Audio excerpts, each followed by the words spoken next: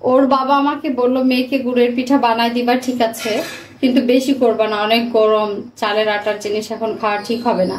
যার জন্য আমি অল্প পরিমাণ পানি গরম দিছি।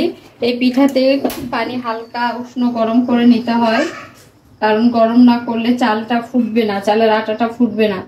একটু গরম পানিতে আমি একটু লবণ দিয়ে নিব, হালকা একটু লবণ দিতে হয়, একদম সাদা পিঠা। ও আমাকে বললো যে মা আমাকে বিকেলের রেসিপিটা কি নাস্তা করে দিবে। তো আমি বললাম তুমি বলো, তুমি যেটা খাইতে চাইবা আমি সেটাই বানাই দেবো। তখন ও আমাকে বললো মা আমাকে তাহলে গুড়ের পিঠা করে দাও। এই গুড়টা একদম খাঁটি গুড়। দেখেন মজার ব্যাপার, গুড়ের বোতলে লেখা আছে মুক্তা। মুক্তা এই বোতলের কেন ইয়েতে লেখা আছে কি স্টিকারটা মুক্তা, আর এই গুড়টা আমার মুক্তা আপুই দিয়েছে। আমার আপুটার নামও মুক্তা। সাফা গুড় পছন্দ করে, যার জন্য খেজুরের গুড়টা আপু দিয়েছে। এই গুড়টা ফ্রিজে রেখেছিলাম, পানিটা দেখি হালকা গরম হয়েছে কিনা। পানিটা একটু হাত উষ্ণ হতে হয়, আমি দেখতে পাচ্ছি, মনে হচ্ছে পানিটা গরম হয়েছে, আমার হাতটা দিতে পাচ্ছি। এখন আমি আটা দিব।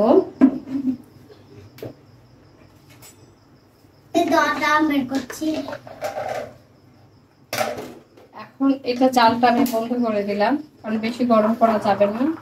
এই যেগুলো চালের আটা দেখতেছেন, এগুলো চালের আটাগুলো গ্রাম থেকে নিয়ে আসা, মানে আমার শাশুড়ি মা আটা করে শুকিয়ে আমাকে পাঠায় দিয়েছে সাফাকে পিঠা বানানোর জন্য। ও পিঠে খেতে পছন্দ করে, কিন্তু গরমের জন্য আমি সেরকম পিঠা তৈরি করিনি, কারণ এত গরমে পিঠা তৈরি করে খাওয়াটা ঠিক হবে না।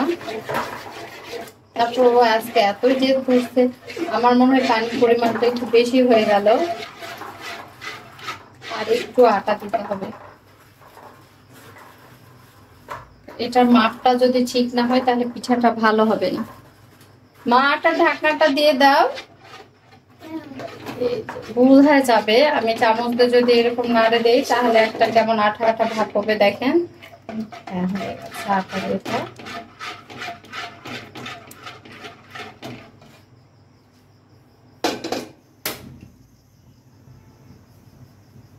এই পিঠাতে তেল দিলেও হয়, না দিলেও হয়। আমি যদি ব্রাশ থাকতো তাহলে তেলটা একটু ব্রাশ করে নিতাম, কিন্তু আমার ব্রাশ এখন এই মুহূর্তে কাছে নেই। আমি হালকা পরিমাণে একটু তেল দিব প্রথমে ওঠানোর জন্য, তারপরে যদি না লাগে তাহলে দিব না। পিঠাটা আসলে গুড় দিয়ে খেতে অনেক মজা। সাফার নানু ভাই মানে আমার বাবা সাদা পিঠাটা এত বেশি পছন্দ করতেন, মানে এখনো বাবা করেন, বাবাকে করে দিলে খুব খুশি হয় সাদা পিঠা গুড় দিয়ে খেতে। আমাদের বাসায় গ্রামের বাড়িতে অনেক খেজুর গাছ ছিল, বাবা আগে অনেক খেজুর রস লাগাইতেন, মানে বাবা নিজেই মানে শখ করে লাগাইতেন। আমরা একদম খাঁটি খেজুরের রসের গুড় খেতাম, কিন্তু এখন বাবার অনেক বয়স হয়ে গেছে, বাবার এটা করেন না। এখন লোকজন, কাজের লোক কিংবা হচ্ছে যারা গাছ লাগায় তাদেরকে দিয়ে করানো হয়। আর আগের মতো আসলে বাড়িতে কেউ না থাকার জন্য খেজুরের গুড় তৈরি করা যায় না। এই খেজুরের গুড় করার জন্য অনেক ধৈর্যের একটা ব্যাপার। মা করতেন শীতের সময় খেজুরের রস হয়, মা চুলায় জাল করতেন খেজুরের রস। সরি, একটু মনে হয় তেলটা বেশি হয়ে গেছে, এটা সাফা খাবে, আমি ভুল করে একটু বেশি তেল দিয়ে ফেলছি। ছোট মানুষের তেল খেলে কোনো সমস্যা হবে না। মা চুলার মধ্যে খেজুরের রস দিয়ে চুলার কাছে থাকতেন, তাতে করে রস জাল হতো, আর মা একটু চুলার তাপে বসে থাকতেন শীত যাতে না লাগে।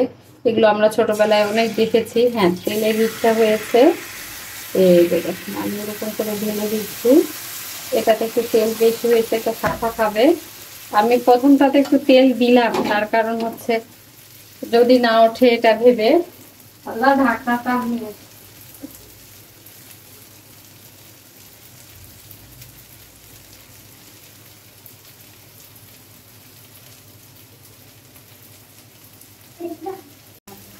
এই যে ঢাকনাটা দিলাম, ঢাকনাটা দিলে আমার ভাবে পিঠাটা আর সাদাটা থাকবে না। পিঠার সাদাটা না থাকলেই পিঠাটা স্বাস্থ্যসম্মত হবে। এই পিঠা খেলে পেটের আর সমস্যা হবে না। পিঠার মধ্যে যখন সাদা দেখা যায়, যে একটু আলোতে দেখা যাচ্ছে সাদা, যখন ওই সাদাটা থাকবে না তখন আমরা ঢাকনাটা উঠাবো। এই যে অলরেডি আমার পিঠাটা হয়ে গেছে। ভাবছিলাম এটা আসলে নতুন ফ্রাই প্যান, মানে অত এখনো ইয়ে হয় নাই, তাছাড়া তো উঠে যেত। প্রথম পিঠাটাতে আচার করা হয়েছিল, যার জন্য একটু ধরতেছে, পরেরটা নেক্সটটা ইনশাল্লাহ ধরবে না। কিন্তু পিঠাটা আমি ফোটাটা উঠাতে পারলাম না।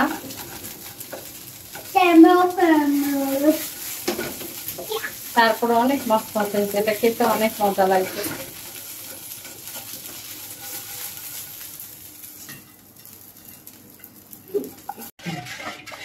আবার একটা দিব, এটাতে কিন্তু একদমই তেল দেই নাই, অংশগুলোর মধ্যে একটু তেল দিয়ে নিচ্ছি। দেখুন এটা সুন্দর হবে।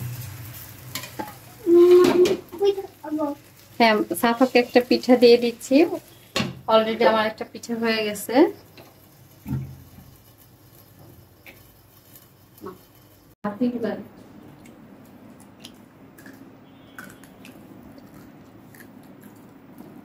ওর এত মজা লেগেছে পিঠাটা, থালায় দেওয়ার সাথে সাথে অর্ধেক খেয়ে শেষ। দেখেন ও মজা নেই খাচ্ছে।